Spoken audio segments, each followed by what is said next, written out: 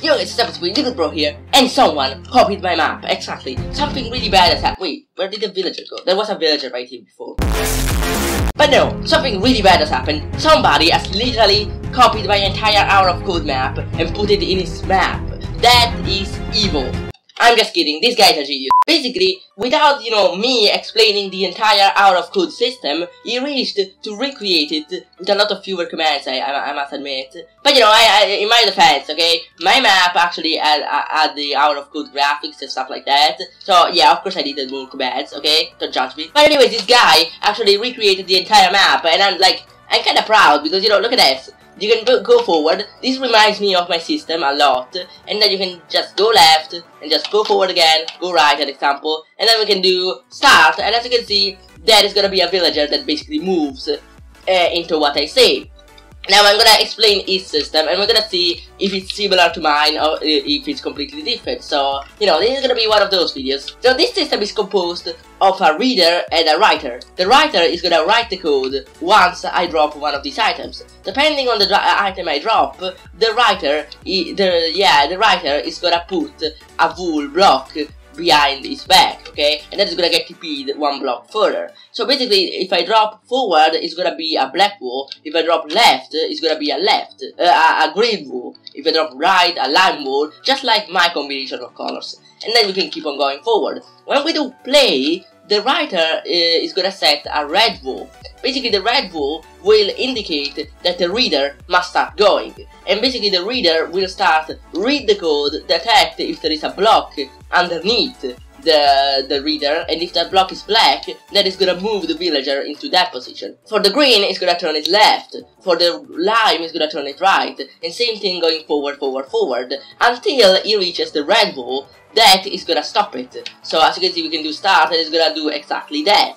Now you may say, this system is really similar to yours. In fact, that's the funny thing. It recreated my entire system exactly how it was, without actually knowing the commands, which is really impressive, dude. I have to add it to you. But yeah, there is something that he actually added. He added loops. You may say, Nico, you did loops too. No, but he did it in a different way. Basically, as you can see, if I do a loop, instead of using another trail to do a loop, it will basically put it in the same trail, like a smart human being, not like me. And basically, if you do start loop, as you can see, it's gonna just set an orange wool that is gonna indicate the loop. And it's gonna also set an armor stand for the loop. Then we can go forward, an example, and then we can end the loop. And then with this fishing rod, we can set the loop like to 4 times, and we can drop it right here. So this loop is gonna be set to 4 times. It's gonna repeat 4 times. Now let's do play, and let's see what happens. As you can see, the reader is gonna go here. When he detects that he's in a loop, when he goes to this blue block, it's gonna get TP. Oh my gosh, I messed it up. Oops, sorry. But basically, when the armor stand detects that is nearby a blue block, it's gonna basically go to the closest loop that is behind him. The closest, not that loop, naturally. And then, every time he goes on a blue block, it's also gonna set the score of this loop to, -1. So it's gonna always go -1, -1, -1. When this reaches 0, then the loop is gonna finish and it's gonna go to the end. But now let's set this to blue wool, so I can show you blue wool. And you do this, and as you can see, it works. This is really similar to the system I had going on. Same. The problem is, I actually had this system somewhere else, okay? I'm gonna explain you why I did all of that. So basically, we're gonna reset this. Before all of this, funny stuff, strategy that has been created, before, there was actually a really bad system that I created, and I thought it was really genius. So basically, before that, there were actually some trails. I used a system using trails that was really buggy, and you may be wondering, Nico, why is this here? Yeah, because I already recorded this video, and at the end of it, I realized that I wasn't recording. So yeah, that's been my day. I'm just kidding, I'm not annoyed, don't worry. But anyways, I used a system with trails, meaning that there was a writer that instead of writing commands actually wrote some blocks that are a trail. So I do this, an example, and the villager is gonna follow this trail right here, okay? And then, when we press on start, basically this trail is gonna get cloned, a little bit downwards, and this may make the villager start moving. So the villager would follow the trail. And you may say, well, this is a cool system. No, it's not, because if you go back around on your trail, like this, an example, and you just go like this, then this block that first was in this direction is gonna get replaced and go in this direction. So instead, you know, of the villager going in the way he's supposed to go, he's gonna basically take a shortcut and go right here, because, you know, there is only one line for each block. So this is the system I had before, and I thought it was really great, but the thing is, then I had to do loops. And you may say, well, how did you do loops with this system? Because naturally, if I wanted to do a loop that did forward, like this, left, and then forward, okay, I actually cloned all of this area over and over. The problem by doing that is, though, that I actually have to clone it like this, because when we repeat the loop the second time, the forward has to be this. And then he has to go left, so he has to do something like this, okay? But I cannot clone this and rotate this in Minecraft, so basically something like this would come out, which is not exactly what I wanted. And yeah, then I realized, wow, this system is so flawed, I don't want this. So basically for the loop, I created a different system, a different trail that actually made the loop work.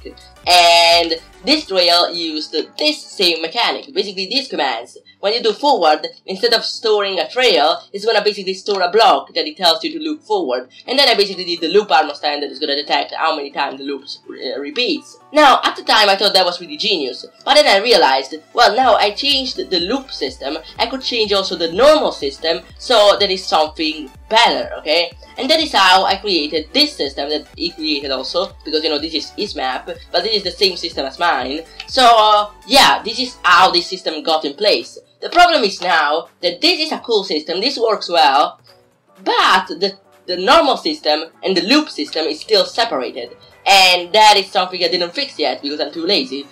But now I realized why I should fix it. And this guy actually made me think about it and made me realize that it's a really good idea to fix it. Because first, I thought to myself, yeah, it could be a really easy fix, but I don't want to do it because why should I do it? But then I realized, in the way, you know, I would fix it, I would be able to put a loop inside another loop.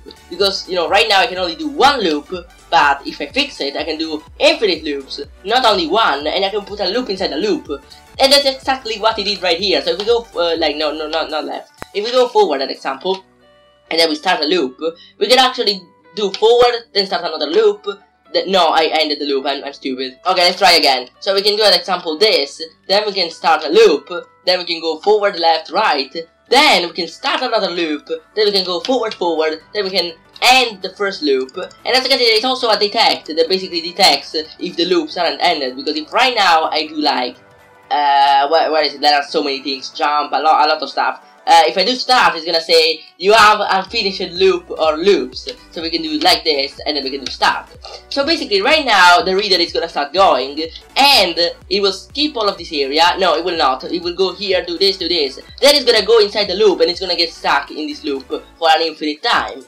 But if we use this thing, we can set this loop to 4 and we can drop this. So now it's gonna do this 4 times, and as you can see, it's gonna go. When this finishes, this blue wool is gonna go away. So it's gonna go on this blue wool, that is gonna reset him here. And basically, it's gonna do this loop infinitely. So I'm gonna set it back to 4 times. So it's gonna do it only 4 times, I hope. 4, okay, thank you so much. And now, when that finishes too, the blue wool is gonna go away, so it will be able to go right here. And as you can see, it's gonna happen right now, any second now. And yeah, it worked. So this is how you do a loop inside a loop.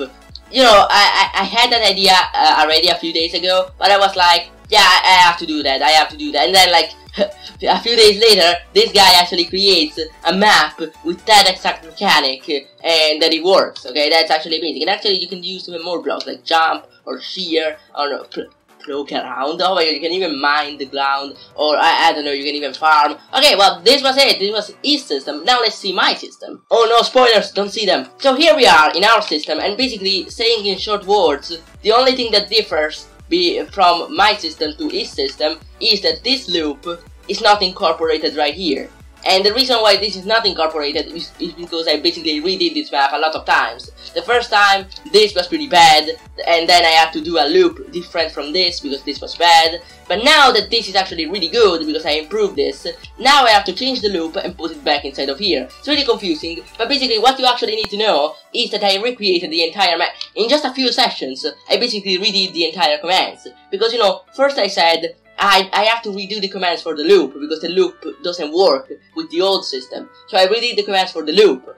But now I said, oh, I have to redo the commands for this system because this system is old and it doesn't work. So I redid the commands for this system, but now this loop, the loop system, is actually now old because, you know, this system is new. So now I just have to redo this loop system and put it here. Because, you know, right now I only have one trail for loops, so there can only be one loop and they cannot overlap. And instead, if I put it right here, there are gonna be infinite loops. It's gonna be amazing. So that's basically what I wanna gain. And you know, I wanted to do functions. In the next level, I wanted to explain what functions were. Basically, functions are like blocks, let's say, where you can store multiple information. So first you write the function, and then you can store it and take it a lot of times. So basically, it's like loops, but they're not continuous. I mean, you can say I will run this function right now, and then I will run it a little bit later, and you know, that's that. But no, in this level I'm actually gonna do loops inside loops, and then in the next level I'm gonna do functions, and then how many levels are left? Next level functions, then there's gonna be this level that I don't know what it's gonna be, probably functions and loops put together. There's gonna be a loop in a function, it's gonna be amazing. And the latest level, you're gonna say, what is the last level, Nico? What is it? It's nothing. It's basically a void level, and I basically give the player all of the items and I say, we are done. Now you can experiment and have fun. And yeah, that's gonna be the last level, because you know, that's all the purpose of Hour of Code. It's actually trying to get the player to be creative. And maybe I'm gonna even write some, you know, tell them and teach like some stuff about, you know, what is actually happening behind the commands, and maybe what is actually happening if we were to do this in an actual, you know, in actual Java, if we were to write this in an actual code language like Java. So, you know, that is what I'm gonna do, and this is Hour of Code. Right now I'm working mainly on Unfair Logo Zip, the video you saw yesterday, but, you know, I'm gonna work on this too, don't worry about it. I'm just waiting for 1.13 to be a, you know, a real release. They just released the last pre-release, so I'm really excited, because, you know, when the snapshots were around, I was so scared. I was like, oh my gosh, 1.13 is gonna come, I'm so scared, I'm not prepared. But now I feel like after I learned all of the commands and I spent like months like doing them, and I did 2 entire maps with those commands, I feel like, you know, I'm not afraid of changes anymore. Actually, I wish they would come quicker, and I feel like they're really slow right now. But no, it's actually good that they're slow, because, you know, actually, it's a really big update, they have to do it well. And also, there are still a lot of bugs, and I'm scared. But anyways, dudes, this is it for today's video. Hope you really enjoyed it. Oh, wait a second, because I really feel like I didn't credit that guy a lot. OwcaPL. I don't know if you actually spell it right there, probably not. But thank you so much for making that little map showcase for me. You know, it was actually amazing, because, you know, it made me think, wow, this guy actually made something this great with these mechanics just for me. Dude, seriously, why are you wasting your time on me? Please do something public, do an amazing map, because, you know, I know you can do it. If you came up with that system, it means that, you know, you can totally make awesome maps. And they actually did a 10 by 10 by 10 map for me. And I didn't play it because I had no walkthrough, because it was really hard. But maybe you're gonna play it on the channel soon, so stick around for that. And yeah, I'm gonna leave anything he has in the description, because he totally deserves it. Shout outs to him, go in the description, and, you know, I don't know what it's gonna be there, so, you know, I don't know. But anyway, subscribe if you're new, leave a like, and I'm gonna see you guys in the next video of mapping with OwcaPL. Okay, mapping with Nico.